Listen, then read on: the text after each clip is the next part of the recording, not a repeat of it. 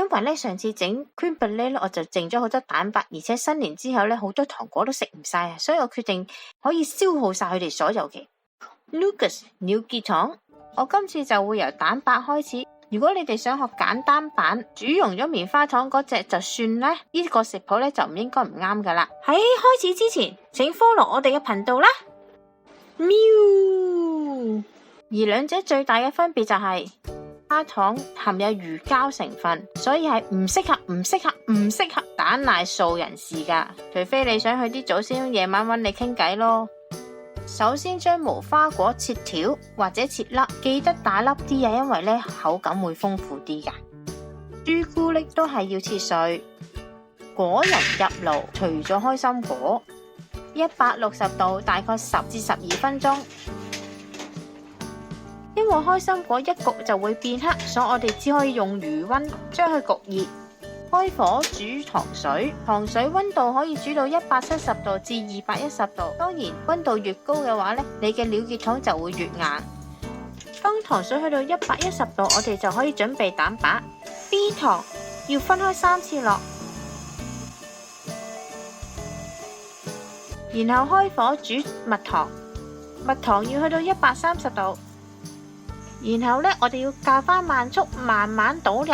我會建議大家用翻大機或者一個好深度嘅盤，因為以下嘅動作咧係非常之危險噶。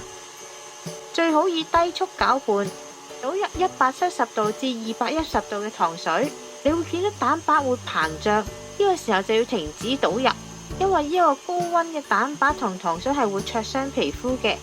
亦都喺倒嘅時候，亦都要小心個邊位，直到蛋白停止膨脹，你先好較翻高速。隨着溫度嘅下降，佢就會開始變結。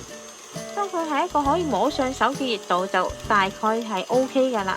另外一個方法可以 check 佢嘅話，就係準備一盆冰水，取出少量嘅蛋白放入冰水入邊，你會見到佢變硬，而呢個硬度呢，就係你成品之後嘅硬度嚟噶啦。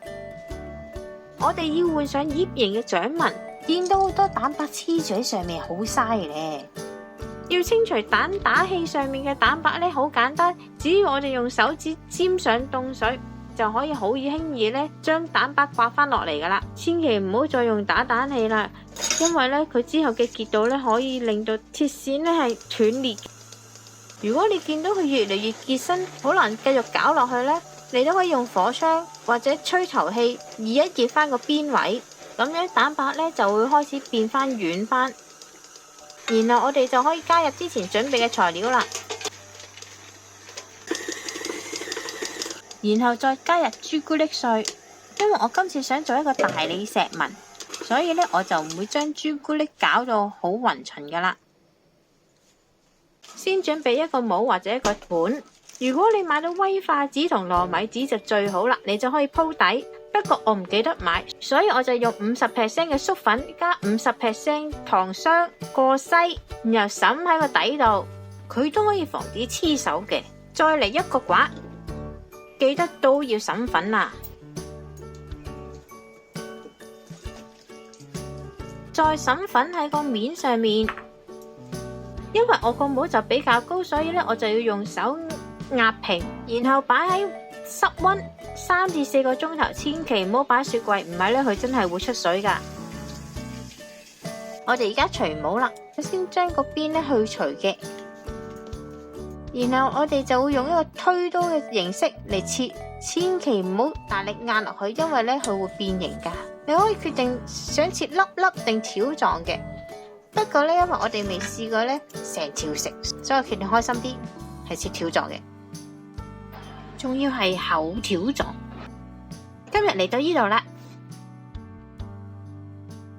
詳細嘅食譜我哋會擺落 Facebook 嗰度，有興趣嘅大家可以去睇一睇。請 like 我哋嘅 Facebook 同埋 YouTube， 以便獲得更多嘅資訊啦。